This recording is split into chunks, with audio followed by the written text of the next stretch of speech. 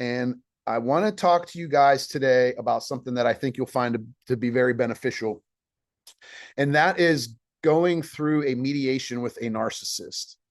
Now, I'm not going to be able, like, this is only going to be like maybe a 10-ish minute lesson. So, um, I might not be able to cover all of the details in it, but you're going to learn a lot here with mediation with a narcissist, and in particular, the allegations that a narcissist makes during a mediation. Okay. How to go through a mediation and how to use it to your benefit. I always, like, if you've seen before in my content, I always tell people, like, if you're going to go through a mediation with a narcissist, some areas it's forced, some counties, states, countries, it's forced, which I personally think is absolutely ridiculous. Because I think the parties and the attorneys should be able to say whether or not it's worth it, to go through mediation, because in some cases, a mediation is just like a waste of time, a waste of money, a waste of focus, a waste of resources.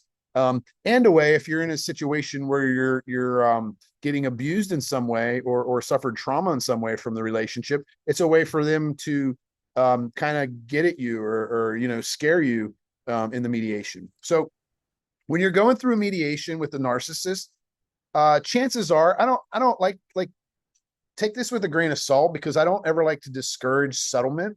I like to encourage settlement if you can settle. However, when you're going through a mediation with a narcissist, you probably won't settle it, especially if they are a true narcissist, right?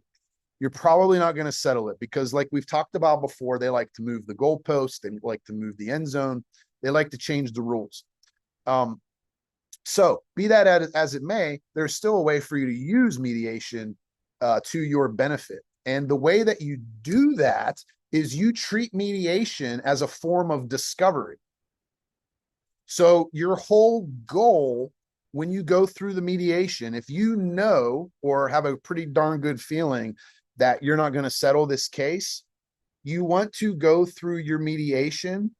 And the most important thing that you can do is to listen to and digest everything that the other attorney is saying, everything that your ex is saying, and also things that the mediator is saying. Because if you're paying attention to what the mediator is saying, the mediator is probably working off of the same kind of rules and laws that a judge would, and you will be tipped off as to what's important, right? So if you see them, writing something down or really like hammering home a point, you're gonna see that, okay, that might be an important part of my case. Okay. Now, with regard to the things that your ex and your attorney are saying, my best advice for you guys is to, when you go through those, is to do your best to not be reactive, like not engage in an argument or a fight, and to talk as little as possible, and to listen as much as possible. Because we know that when a narcissist has a chance to control the room and to be on a pedestal, that they are going to take that chance every day of the week and twice on Sundays.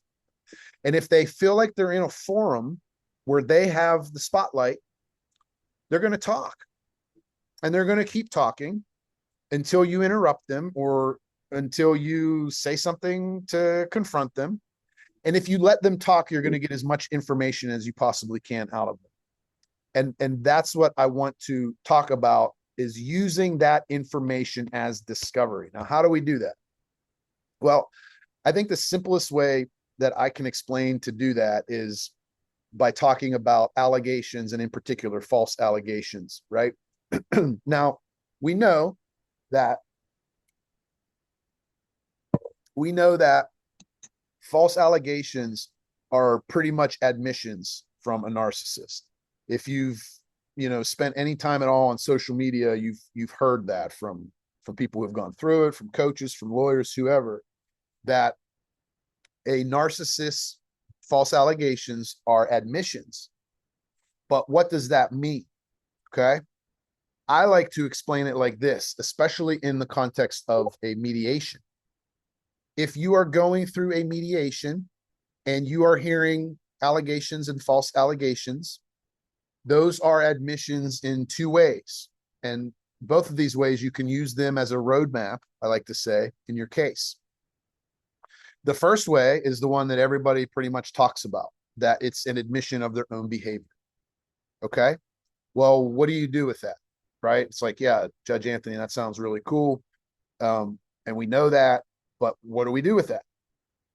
Well, if it's that type of an admission, meaning admission of their own behavior, what you want to do is you want to make note of it, and you want to start to think of and discuss with your lawyer, if you have one, ways that you can implement those allegations into your formal discovery, whether it be a deposition or interrogatories or request for production of documents or whatever it may be. Okay. Examples could be in the financial world, if they're alleging that you are hiding money, or that you're stealing money, or that you're dissipating assets. You might then want to talk to your lawyer about the fact that, hey, that might be an admission of what they're doing. How can we implement this into the discovery process to request as much information to see if in fact that is correct? Okay. It's one example. The other way that narcissists will use that a narcissist's false allegations are admissions, and this is very important, and people don't talk about this, in my opinion, enough. Maybe it's because they don't know it. They use their allegations as admissions as to how they are building their entire case.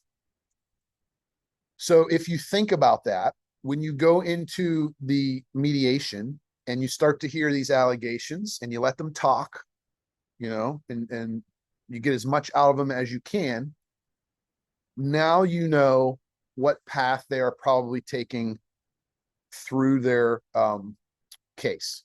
They're admitting to you where they are taking this case. Now, what do you do with that?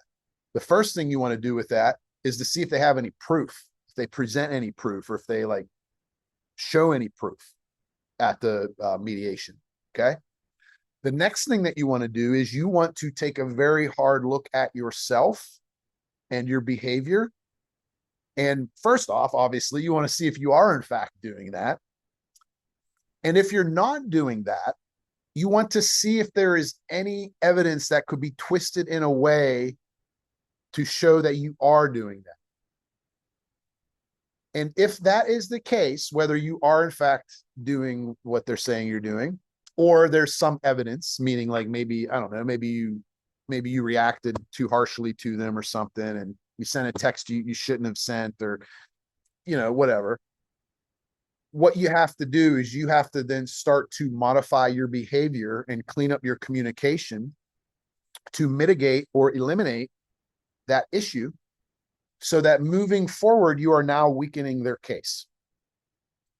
For example, if you go in and they are making allegations of parental alienation, what you want to do is you want to take a look at yourself and am I preventing the relationship?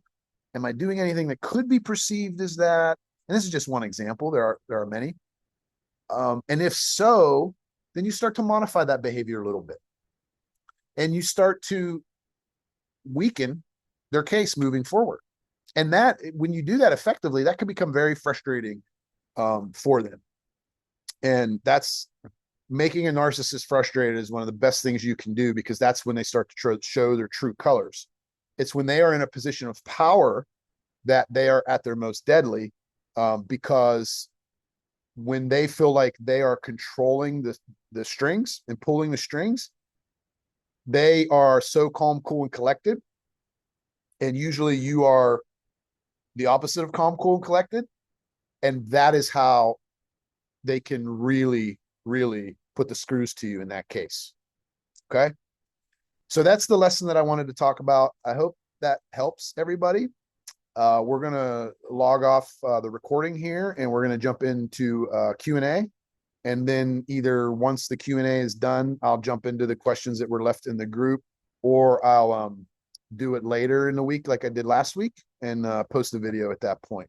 So I'm going to log off the recording and we're going to jump into questions here in 1 minute.